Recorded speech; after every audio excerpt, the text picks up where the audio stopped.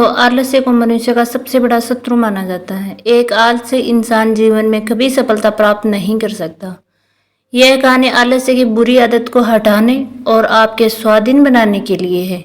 कृपया इसे पूरा देखें। दोस्तों, एक समय की बात है, एक गांव में एक किसान रहता था। एक बार जब उसने अपने खेत में फसल उगाई, तब एक गौरैया ने उसके खेत के बीचों बीच फसल में घोंसला बना दिया और उसने 2 अंडे भी दे दिए। बहुत जल्द उन अंडों से गौरैया के बच्चे बाहर आ गए और उसने अपने माँ के साथ खुशी खुशी रहने लगी। गौरैया खाने की तलाश में रोज जंगल में जाती थी। एक दिन जब वह जंगल से वापस आई तो उसने देखा कि उसके बच्चे डरे हुए हैं। उसने पूछा, क्या हुआ बच्चों, तुम डरे हुए क्यों हो? बच्चों ने कहा, माँ, आज खेत में किसान आया था और उसने कहा कि कल वह अपने बेटे को फसल काटने के लिए भेजेगा। माँ, हम क्या करेंगे? अभी तो हमने उड़ना भी नहीं सीखा है। बच्चों की बात सुन गौरैया ने कहा, डरो मत बच्चों, कल कोई फसल काटने के लिए नहीं आएगा। अगले दिन वही हुआ जो गौरैया ने कहा था। कोई वहां फसल काटने के लिए नहीं आया।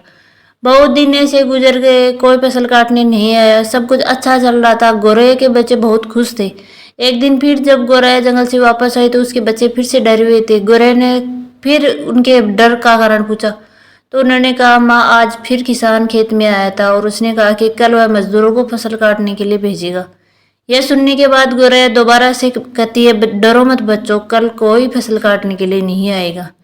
अगले दिन वही हुआ जो गौरैया ने कहा था।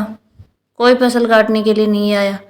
एक दिन फिर जब गौरैया जंगल से वापस आई तब उसके बच्चों ने कहा, माँ, आज किसान फिर से खेत में आया था।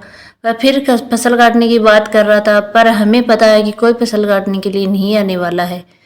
माँ गौरैया ने पूरा वाक्य बताने के लिए कहा। तब बच्चों ने कहा, माँ, आज किसान फिर से खेत में आया था और उसने कहा कि मैंने दूसरों पर निर्भर रहकर बहुत समय बर्बाद कर लिया।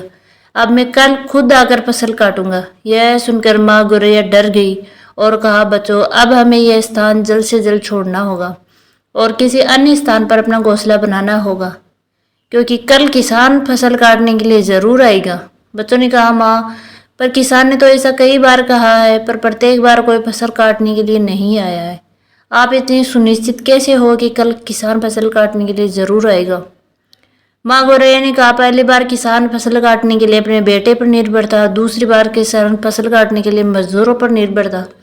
पर जब अपने कामों को दूसरों पर निर्भर कर रहते हैं तो आपका काम कभी पूरा नहीं होता।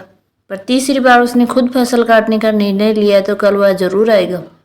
उस समय तक बच्चे उड़ने लायक हो गए थे और वहां से उड़ गए और किसी दूसरी जगह पर अपना घोंसला बना लिया। अगले दिन किसान खेत में आया और फसल की कटाई करना शुरू कर दिया। दोस्तों, जो इंसान हमेशा दूसरों पर निर्भर रहता है उसका काम कभी पूरा नहीं होता। वास्तव में वह आलसी इंसान है। ऐसा इंसान समाज में तिरस्कृत ही होता है। इसका यह मतलब नहीं है कि हमें दूसरों की सहायता नहीं लेनी चाहिए। दूसरों से सहायता लेने में कोई बुराई नहीं है, पर दूसरों पर निर्भर हो जाना ये गलत है।